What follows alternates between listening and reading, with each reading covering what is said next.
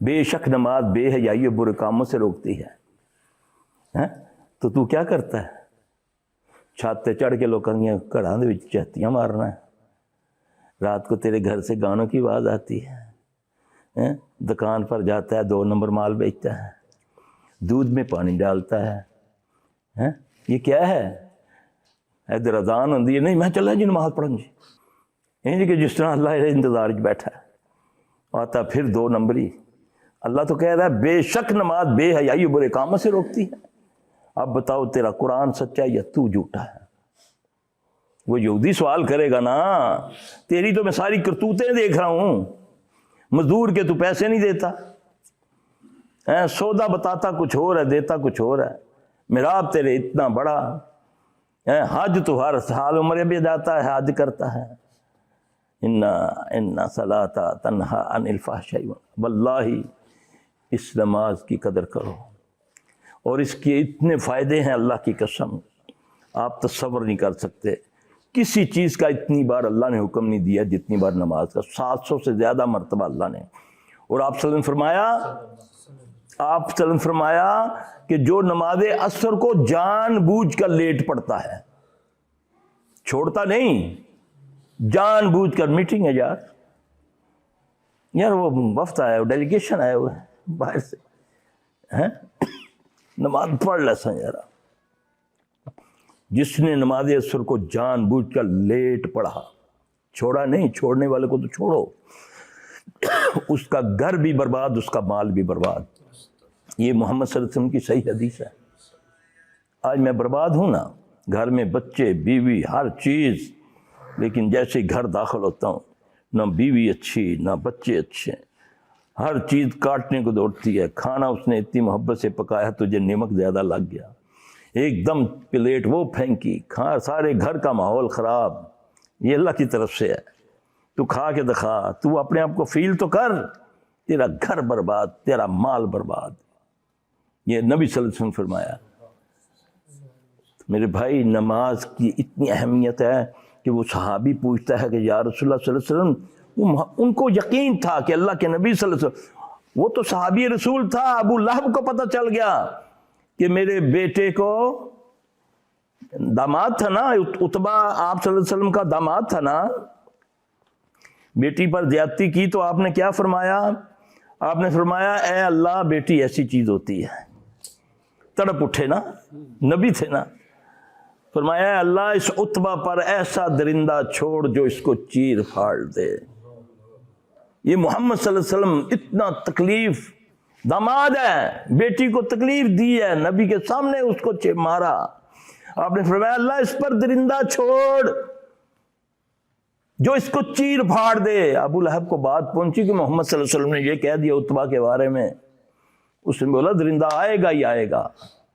12 سردار اس نے پہرے پہ لگا دیا ہے کہ میرے بیٹے کے بارے میں غفلت نہیں کرنی.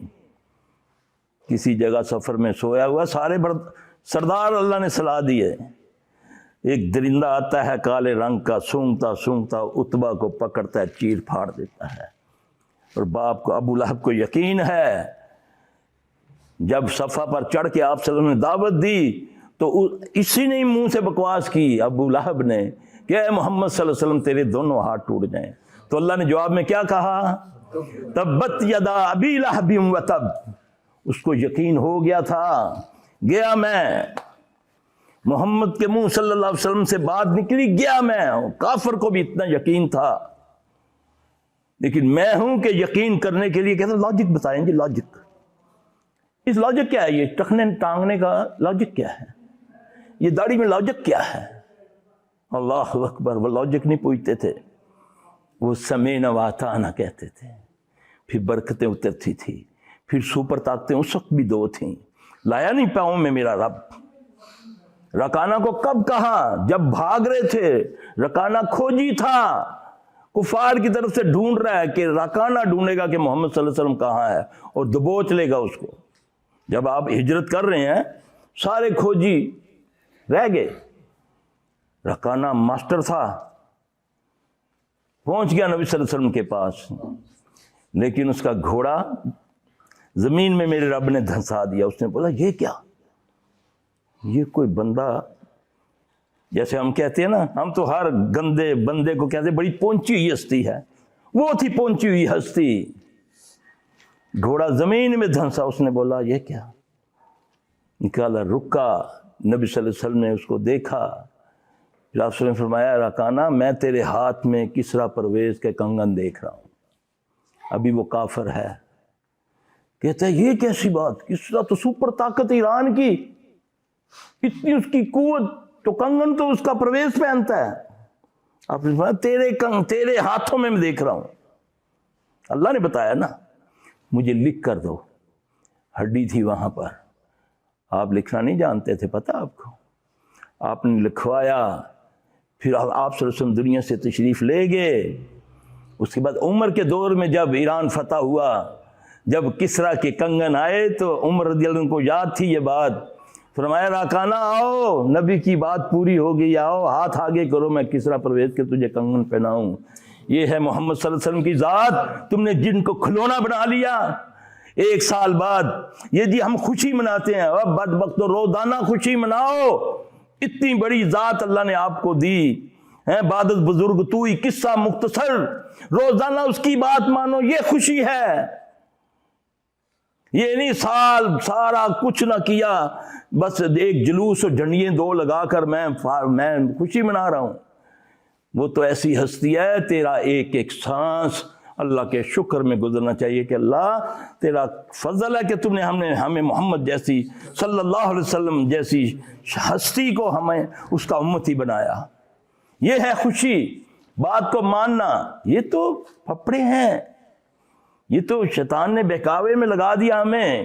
اس کے بعد مطمئن جو مرضی کرو، نہ نماز نہ روزہ. نماز ہو رہی ہے، عصر کی اذان ہو رہی ہے، تم نعتیں پڑھ رہے ہو. اندر نماز ہو رہی ہے، تم باہر جلوس نکال رہے ہو. اللہ اکبر. یہ نماز کی اللہ کی قسم، جب فرض نماز کھڑی ہوتی ہے طواف رک جاتا ہے. پیچھے کوئی عبادت کرے اس کی عبادت ضائع ہو جاتی ہے جب فرض نماز کھڑی ہو جاتی ہے. سنتے پڑھ رہے ہو، نافل پڑھ رہے ہو، قرآن پڑھ رہے ہو، چھوڑ دو جہاں پر ہو، سلام پھیرو، چاہے رکوع میں ہو سجدے میں ہو. فرض نماز اقامت ہوگی، سلام پھیرو اور جماعت میں داخل ہو جاؤ. اتنی ضروری ہے. طواف سے بڑھ کر کیا چیز ہے؟ طواف کو معمولی چیز ہے. زمین پر جن و انسان طواف کر رہے ہیں، آسمانوں تک فرشتے، کیونکہ کعبہ کے اوپر اللہ کا عرش ہے، اللہ کے عرش تک فرشتے طواف کر رہے ہیں. جب جماعت اقامت ہوتی ہے، قد قامت الصلاۃ، قد ختم، تو تم یہ عبادت کر رہے ہو. ادھر نمازیں ہو رہی ہیں اور تم جلوس میں نعتیں گا رہے ہو. اللہ اکبر. یہ اسلام ہے. یہ تمہیں اتنا دور کر دیا اسلام نے ان چھنچنوں سے. اس کو چھنچنے بولتے ہیں، بہکاوے بولتے ہیں. آؤ حقیقت کی دنیا میں آؤ، جھکو اس کے آگے. تجھے وضو کرنے کا ثواب، تجھے وضو کے بعد تیرے جو قطرے اترے گرے، جتنے تیرے قطرے نکلے، تیرے سارے گناہ معاف ہو گئے. پھر اس کے بعد تو نماز پڑھ، نماز کے بعد اپنی جگہ پر بیٹھ. تجھے اکیلا نماز پڑھے گا تو اتنا ثواب نہیں ہے. مسجد میں پڑھے گا تو تجھے 27 گنا نماز ثواب ہے. گھر سے چلے گا، جتنے قدم چل کے آئے گا تجھے اتنے قدم ثواب ملے گا. تو مسواک کر کے وضو کرے گا، تجھے 70 درجے ملیں گے. 70. مسواک کے بغیر جماعت کے ساتھ نماز پڑھے گا، تجھے 30 درجے ملیں گے. یہ اللہ کہہ رہا ہے. اللہ کے نبی صلی اللہ علیہ وسلم فرمایا جماعت کے ساتھ پڑھے گا تجھے یہ اجر ہے، اکیلا پڑھے گا تجھے یہ ملے گا. اب وہ صحابی ہے، اس کو یہ جب اللہ کے نبی نے یہ فضائل بتائے تو طرف پیدا ہوئی نا، اس کو یقین تھا کہ جو محمد صلی اللہ علیہ وسلم فرما رہے ہیں یہ صحیح ہے. حالانکہ ہمیں کھینچتا ہے نوٹ، اس میں کشش ہے، باتوں میں کشش نہیں ہے. ہاں ان باتوں میں کشش ہے جس میں جھوٹ، جس میں منافقت، جس میں دھوکہ، جس میں فراڈ. وہ کہتے ہیں یار بڑی زبردست گال کر گئی، کیوں میرے مطلب کی کر گیا نا، اس نے کہہ دیا نا کہ بونڈل حال ہے.